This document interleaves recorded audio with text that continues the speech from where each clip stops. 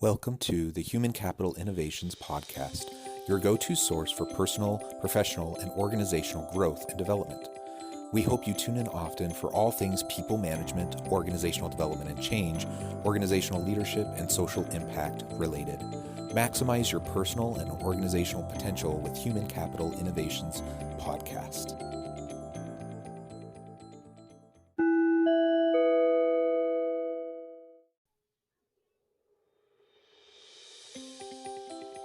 Welcome to the Human Capital Innovations Podcast. In this HCI podcast episode, I walk you through our 2020 Human Capital Year in Review, exploring some of the biggest topics in human resources and organizational leadership in this crazy 2020.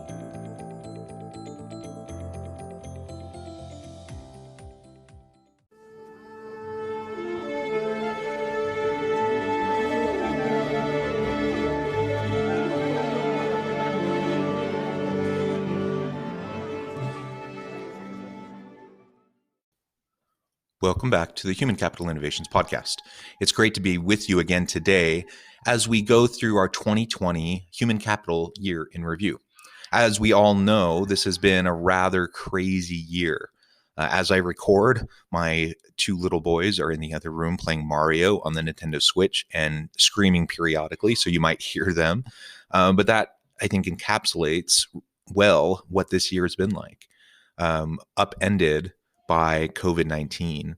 And we've seen a lot of shifts in the HR and organizational leadership space as organizations grapple with how to deal with their human capital. So many crazy things have happened this year. I was looking through the interwebs trying to find some of the most bizarre events of 2020. And some of the common ones that came up in different articles included things like the murder hornets, the Pentagon release of 3 UFO videos, who forgot about the Tiger King that came out early on in the pandemic. I must admit that I binged that show, and each episode was a hotter mess than the one before. There was a high school student that discovered a new planet. There was a star that went missing. Remember that broom challenge hoax that went viral? Poland accidentally invaded the Czech Republic. Puppy was born with green fur. There's just on and on and on, so many things.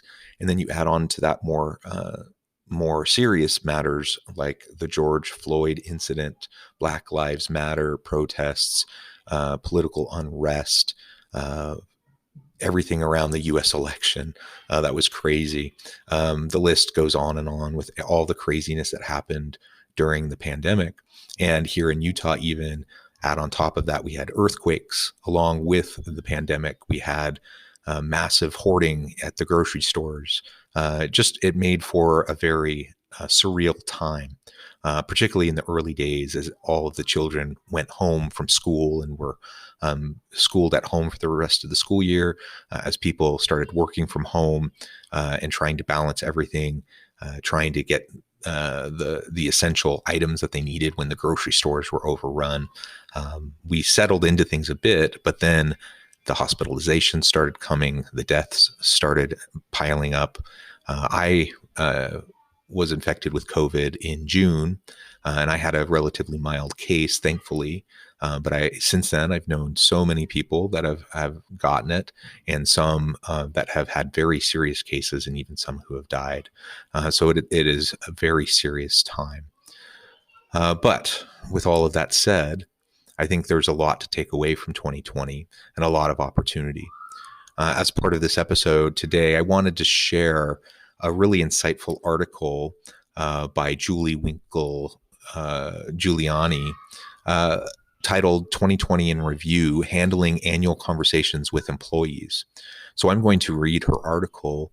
I do want to say up front that I think you all know that I'm not a big fan of the annual review. I think performance management is important. I think waiting for a once a year annual review is a rather ridiculous way to do it. And I don't know Julie personally, and so I can't really speak to her thoughts on performance management and annual reviews. But clearly she is suggesting in this article that this year in particular, we need to look at things a little bit differently. And I would argue the same thing. So all of her points are well taken. The only thing I would have said differently, probably if I had written this article, is that the annual review should not be an annual thing. In fact, performance reviews should be regular events. They should happen on a continual basis, probably at least monthly, if not quarterly.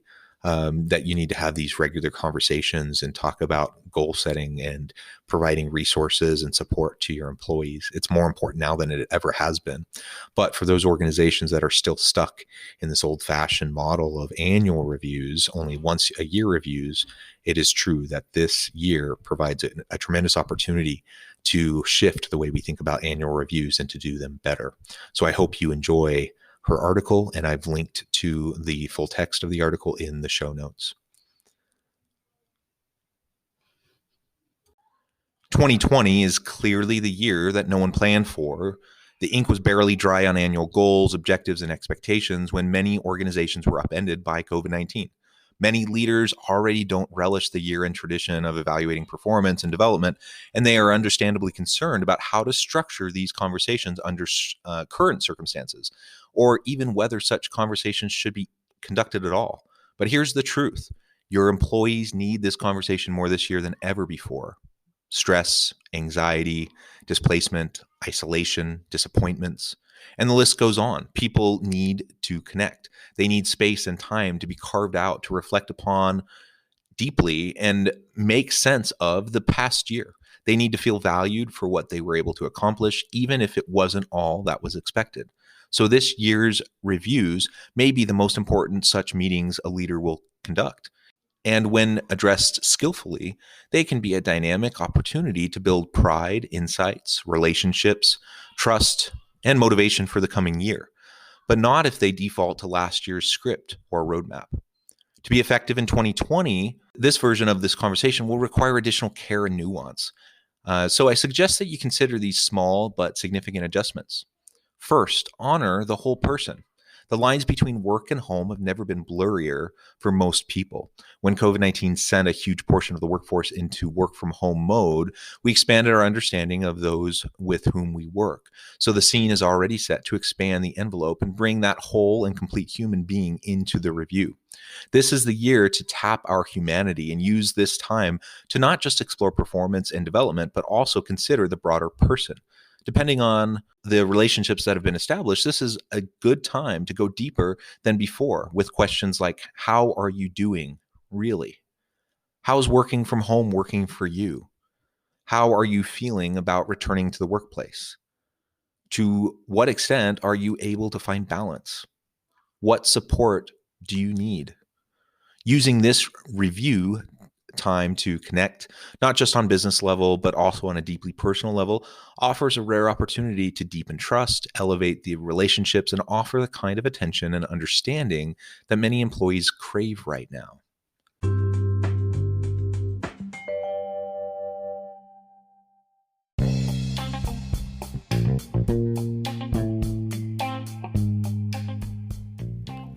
I'm excited to announce the publication of my new book from HCI Press, The Alchemy of Truly Remarkable Leadership: Ordinary, Everyday Actions that Produce Extraordinary Results.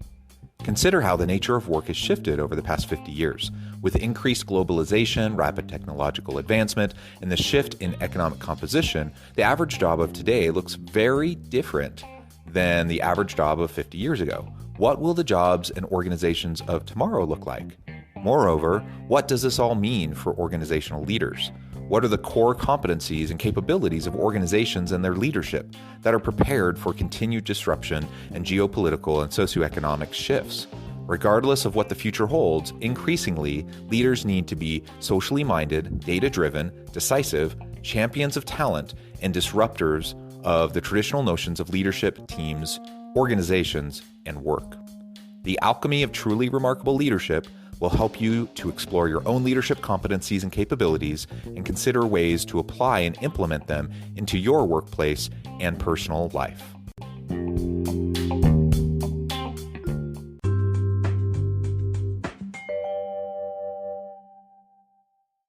Number 2, wallow in the wins. This is the year to shine the brightest light possible upon successes, achievements, and positive outcomes. Employees who face endless challenges and changes day after day need to pause and celebrate. And the year end review is an ideal time to do this. While an accounting of what went well is a standard feature of the review landscape, this year it needs to be amplified. Leaders can do this by inviting employees to put together their lists of wins in advance and to do it creatively. Make it a portfolio review or a PowerPoint deck or a top 20 list. The key is to offer a different frame that inspires greater engagement with the task. Gathering positive comments and stories from colleagues, employees, customers, and other stakeholders is also important. A list of quotes or a word cloud that features positive themes will demonstrate your additional effort and can offer the boost and balance many people need this year.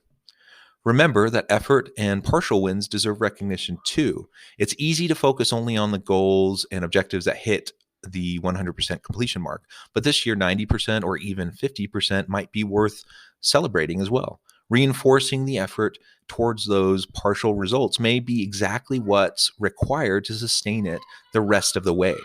Number 3, mind the misses. For many organizations and individuals, 2020 shifted the trajectory in unexpected directions. Much of the Q1 goals setting became immediately irrelevant before the close of the quarter. Revenue and nearly every other measure of performance has likely fallen short of expectations. Leaders and employees need to have a candid conversation about this. How the conversation is handled can drive further disappointment or greater dedication and development. This year, leaders may want to begin this part of the conversation differently, perhaps by turning the spotlight towards the organization and themselves, to begin with an honest appraisal of how the business responded, fell short, or recovered is an unusual line of discussion, but these are unusual times. Demonstrating responsibility and accountability at the organizational and leadership levels sets the tone for greater employee candor and vulnerability. Inviting the employee to review the organization offers a rich opportunity for insight, feedback, and improvement that leaders rarely hear as well. A similarly open approach must also extend to the discussion of the employee's performance and development shortfalls. Compassion must accompany candor, along with an eye towards learning and future action. The most powerful and productive question a leader can use to make this happen is, what did you learn from that? This becomes a springboard for exploring alternatives and planning for a more productive future. In this way, missed expectations are mined for the rich insights they provide. One of the things we've learned during this extraordinary year is that sometimes small things can be a big deal. When leaders are willing to make these small adjustments to the annual performance and development reviews, they can transform the traditional process into an experience that resonates and fills the deep need that employees have. And that is definitely a big goal.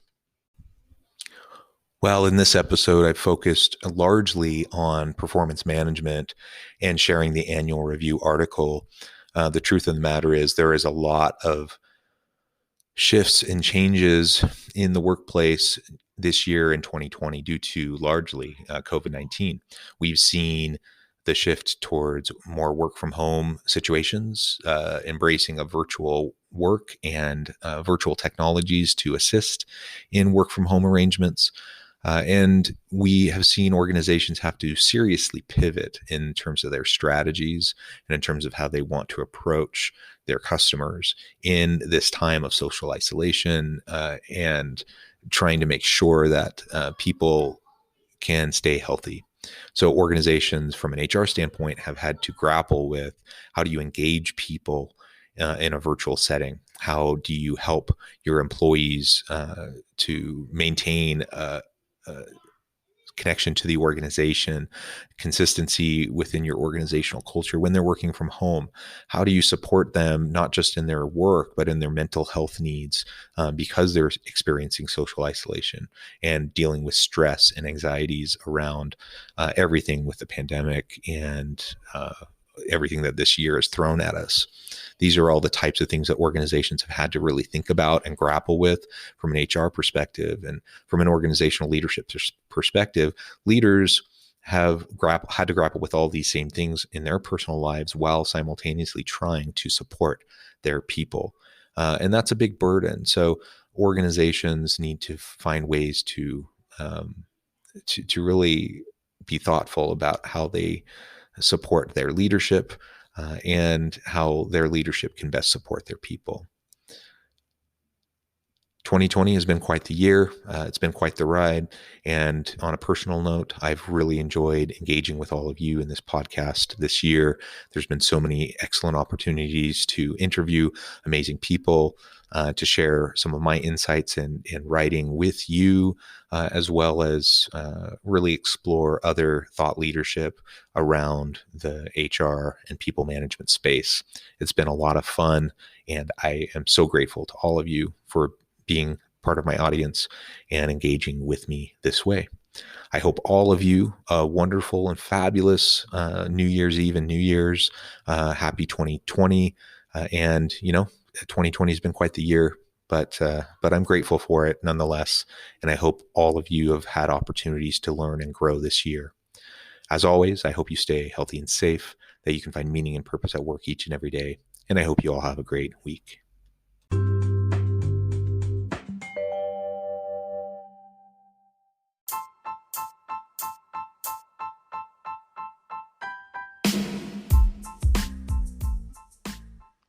We are excited about the launch of HCI's new magazine, Human Capital Leadership.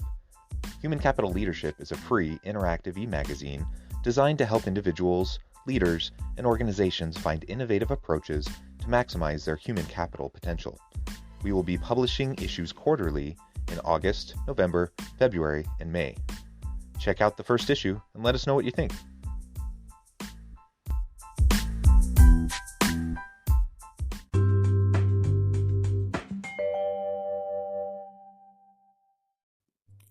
Thanks again for joining us for this episode of the Human Capital Innovations Podcast.